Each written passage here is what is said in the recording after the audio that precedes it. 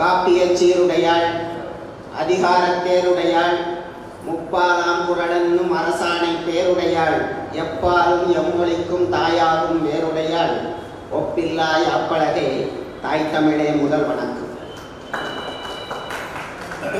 மும்பை தமிழ்ச்சங்கத்தின் மேடையில் குடியரசு திருநாள் சிறப்பு நிகழ்ச்சியாக இலக்கியங்களின் உயரிய நோக்கம் இன்புற்று வாழ்வதற்கே அல்லது பின்பற்றி வாழ்வதற்கே என்ற அருமையான பட்டிமன்றத்தை இங்கே தலைமை தாங்கி நடத்தி கொண்டிருக்கின்ற ஐயா பேராசிரியர் மு பாலசுப்ரமணியன் அவர்களுக்கும் இந்த இனிய அரங்கில்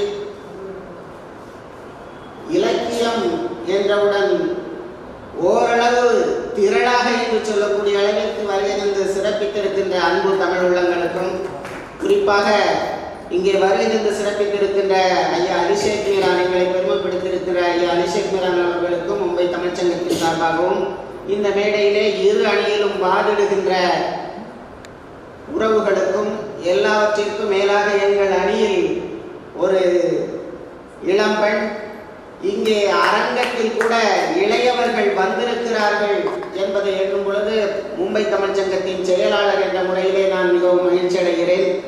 இங்கே வருகின்றிருக்கின்ற அனைவருக்கும் என்னுடைய முதற்கண் வணக்கம். ஐயா இலக்கியம் என்பதை பற்றி சொன்னார். இலக்கியம் என்பதற்கு இரண்டு பொருள்கள் இருக்கின்றன. பனை ஓலை இப்படி இருக்கும், ஒவ்வொரு ஓலையும் ஒரு மடிப்பு, அந்த மடிப்புக்குள் வைத்துதான் எங்க ஊர்ல எல்லாம் திருக்கார்த்திகை அன்னைக்கு கொழுக்கட்டாயிருக்கும். அந்த ஓலையை இரண்டாக பிரித்து விட்டால் அதன் பெயர் இலக்கு. இலக்கு அந்த இலக்கில் எழுதப்பட்டதால் அது இலக்கியம் ஒன்று.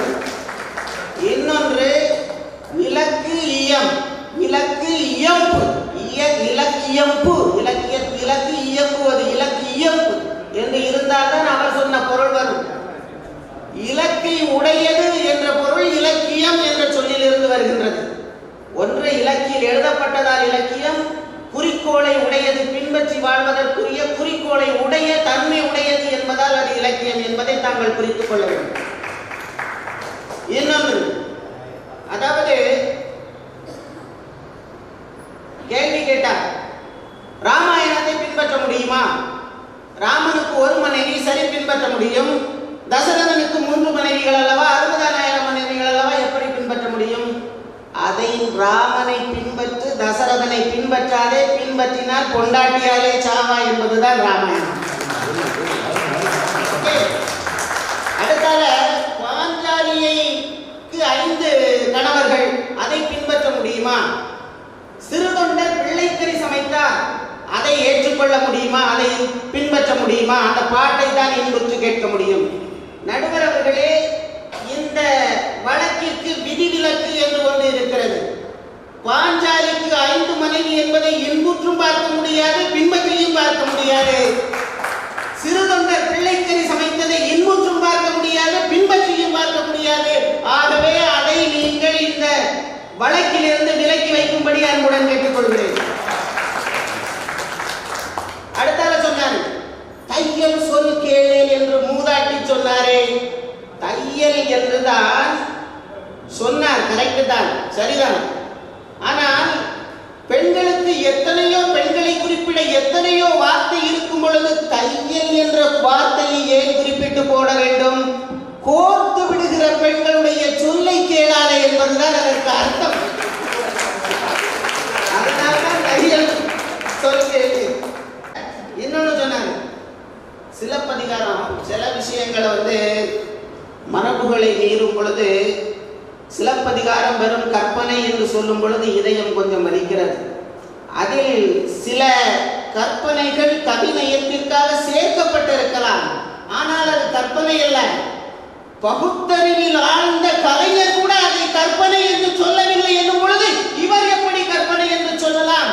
கலைஞர் அதை கற்பனை என்று நினைத்திருந்தால் பாழ்பட்டு போல் கிடந்த பூம்புகார் நகரத்தை எப்படி புதுநிர்மாணம் செய்திருப்பார்? தங்களுடைய அவை குறிப்பில் இதை குறித்துக் கொள்ள வேண்டும். அவை குறிப்பிலிருந்து, அதாவது தன்னுடைய அணி வெற்றி பெற வேண்டும் என்பதற்காக எதையும் பேசுவதை எப்பொழுதும் எந்த கணத்திலும் ஏற்றுக்கொள்ள முடியாது என்பதை இங்கே ஆணித்தரமாக பதிவு செய்ய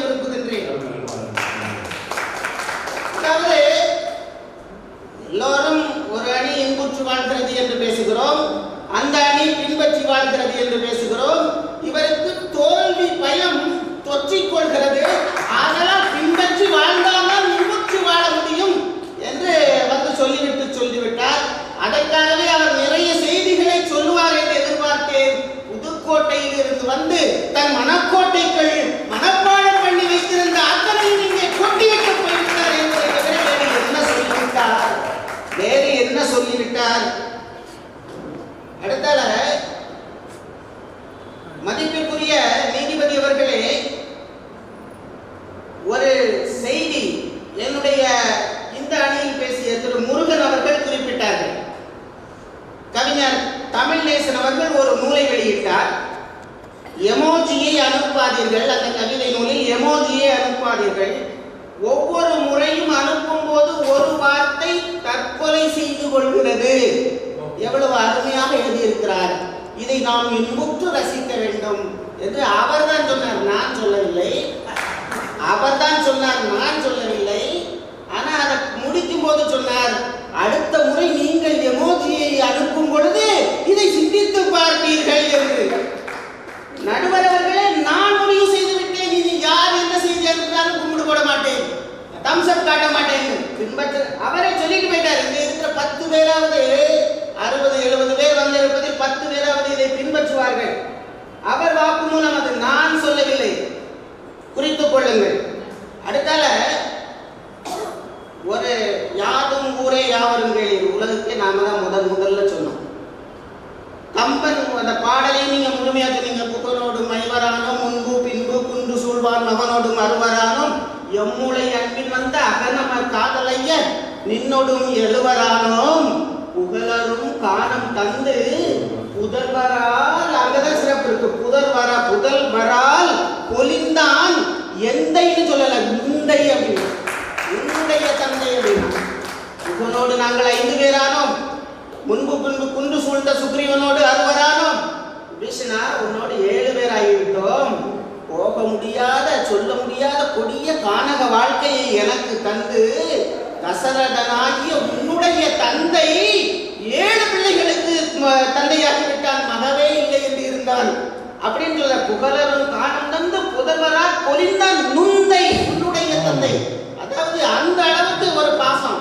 அங்க இருந்துதான் பாரதி எடுத்தான், 30 கோடி முகமுடையாள் மெய்புறம் ஒன்றுடையாள், இவள் செப்பு மொழிபதி நெட்டுடையாள் என்ற சிந்தனை ஒன்றுடையாள் கொண்டு வந்து அப்படி பாரத தேசத்தையே கொண்டு வந்து கொட்டுனாங்க.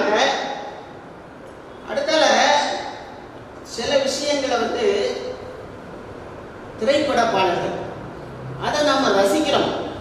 வாலி அப்படி எழுதினாரு, இப்படி எழுதினாரு, ரசிக்கிறோம். அதையெல்லாம் அந்த அதுக்கு 1000 வைரமுத்து கூட்டல் வாலி சமம் ஆபாசம்னு ஒரு நூலை வெளியிட்டாங்க. அந்த அளவுக்கு அவருடைய பாடல்கள், வைரமுத்துடைய வரிகள், வாலியுடைய வரிகள் எல்லாம் இருந்தது. ஆனா அதை தாண்டி இதையெல்லாம் இன்புற்றி ஏற்றுக்கொண்ட வாலி பின்பற்ற வேண்டும் என்று வரும் பொழுது அழகாக சொல்கிறார் பாருங்கள், அரிதார புருஷர்களை அர்ச்சித்து அழுத்து ஒரு அவதார புருஷனை ஆராதிக்க வருகிறேன். அவதார புருஷன் எழுதுறாரு, சொல்றார், அரிதார புருஷர்களை அர்ச்சித்து அழுத்து ஒரு அவதார புருஷனை ஆராதிக்க வருகிறேன். ஒப்பனை முகங்களை ஒப்புக்கும் பாடியவன் அந்த தப்புக்கு பிராய சித்தமாய் ஒரு ஒப்பில்லா முகத்தை தப்பில்லாத நிலைப்பாடவர். காமன் கதை எழுதி காயங்கள் வச்சவன் இன்றைக்கு ராமன் கதை எழுதி அந்த ரணங்களை ஆற்றவன். இதாங்க பின்பற்றி வாழ்றது. அதாவது சொன்னாரு கண்ணகி, அதை விட்டுட்டேன், கண்ணகி கதை ஒரு கற்பனை அப்படின்னாரு. அதாவது சிலப்பதிகாரத்தை இவரு கண்ணகி தன்னுடைய கோவலன் கொலையுண்டவுடன் மதுரை மாநகரை தீக்கிரையாக்கிவிட்டு நேரடியாக அங்கிருந்து நடந்து வன்னிமரத்தடியில் வந்து நின்று வானேறி செல்கிறாள் என்பது சிலப்பதிகாரம். இது தொடர்ச்சியா நடக்கு, 2-3 மாசம் 4 மாசம் இல்ல, தொடர்ந்து அடுத்தடுத்த நாள் வரிசை அப்படியே நடந்துகிட்டு இருக்கிறது. இவர் இன்றைக்குள்ள கனவில் இருக்கிறார். 2000 ஆண்டுகளுக்கு முன்னால் நாம் நின்று பார்க்க வேண்டும். அன்றைக்கு வாட்ஸ்அப் பேஸ்புக் எல்லாம் கிடையாது. இன்னைக்கு பாண்டியனுக்கு சென்ற உடனே சேரமான் யாரு சேர ஜெகத்துவனுக்கு தெரிந்துவிடும் என்று யாரோ தகவல் பதில் சொல்ல வேண்டும். வேடுவர்கள் வந்து சொல்கிறார்கள், அங்கே ஒரு பெண் இப்படி வந்து நின்று வானேறி போனான். யார் என்று கேட்கும் பொழுது சீத்தலை சாத்தனார் அந்த வரலாறை சொல்லுகிறார். அன்னைக்கு வாட்ஸ்அப் கிடையாது என்பதை எதிரணி தலைவர் அவர்களுக்கு நான் நினைவூட்ட விரும்புகிறேன். அடுத்தால அவர் வந்து மனப்பாடம் பண்ணிட்டு அந்த சிலப்பதிகாரத்துடைய அந்த வழக்குரை கதையை அப்படியே கொட்டினாரு. எனக்கு தெரியாத அவ்வளவு, நான் அதையும் ஒத்துக்கொள்கிறேன் இந்த மேடையில். ஆனா கண்ணகி என்ன தெரியுமா சொன்னா,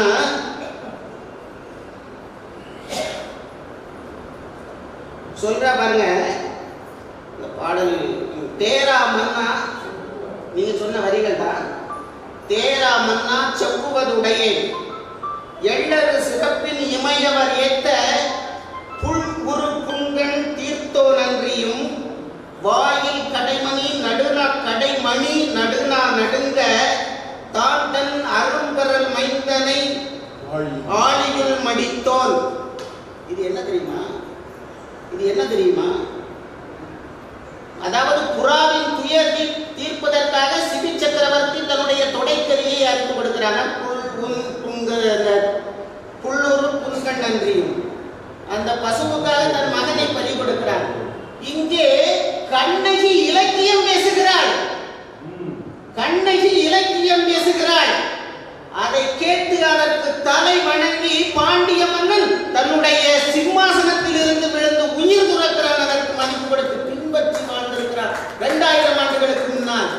இது இன்னும் 2000, 3000, 4000, 10,000 ஆண்டுகளானாலும் இது பின்பற்றி வாழப்பட வேண்டும் என்பதற்காக இளங்கோவடிகள் சிலப்பதிகாரத்தை சீத்தலை சாத்தனார் சொல்ல எழுதி இருக்கிறார். அதற்கு வாக்குமூலம் என்ன கொடுக்கிறார் பாருங்கள். அரசியல் பிழைத்தோர்க்கு அறங்கூற்றமாவதும் ஊழ்வினை உறுத்து வந்து ஊட்டும் என்பதும் உரைசால் பத்தினியை உயர்ந்தோர் ஏற்றலும் சூழ்வினை சிலம்பு காரணமாக நாட்டுதும் யாவோர் வாட்டுடை செய்யுள். நான் எதுக்காக எழுதுகிறேன்? கேட்டு இன்புற்று விட்டு போவதற்காக அல்ல. நாளை எத்தனை ஆயிரம் ஆண்டுகள் கடந்து போனாலும் இது பின்பற்றி வாழப்பட வேண்டும் என்பதற்காக எழுதினது. சிலப்பதிகாரத்து கண்ணகியை மட்டுமல்ல, பூம்புகார் திரைப்பட கண்ணகியை நம்மால் மறக்க முடியுமா? அதற்கு வசனம் எழுதிய கலைஞர் இளங்கோவடிகள் இன்னும் 5000 ஆண்டுகள் இருப்பார் என்பது பெருமை அல்ல. கண்ணகி இன்னும் 5000 ஆண்டுகள் இருப்பார் என்பது பெருமை அல்ல. அந்த திரைப்பெரும் காவியத்தை தந்த கலைஞரும் அவரோடு சேர்ந்து இன்னும் 5000 ஆண்டுகள் வாழ்வார். காரணம், பின்பற்றி வாழ்ந்தவர்களை பின்பற்றி இந்த உலகம் வாழ வேண்டும் என்பதற்காக எழுதி கொடுத்து விட்டு போயிருக்கிறது என்பதை இங்கே நினைவுபடுத்த விரும்புகிறேன். ஐயா எழுதிட்டு வந்தது ஒண்ணுமே பேச விரும்பல, என்ன நேரம் நடந்து கொண்டிருக்கிறது. ஒரு சில செய்திகளை மட்டும் சொல்கிறேன். அதிவீர ராமபாண்டியன் ஒரு அரசன், அவன் எழுதுகிறான் 2000 ஆண்டுகளுக்கு முன்னாலேயே, கற்கை நன்றே பிச்சை புகினும் கற்கை நன்றே என்று எழுதுகிறான். பிச்சை எடுத்தாலும் படிப்பது நல்லது, கல்வியை கைவிடக்கூடாது என்பதற்காக அன்னைக்கே எழுதியிருக்கிறான். ஏன் அப்படின்னா, கீழ்ப்பால் ஒருவன் கற்பின் மேற்பால் ஒருவனும் அவன் கண்படுமே என்று ஒரு பெரிய குறிக்கோள் அதில் அடங்கி இருக்கிறது. பாரதி அங்கிருந்து அந்த செய்தியை 2 வரியை எடுத்துக்கிட்டு எழுதுறான்.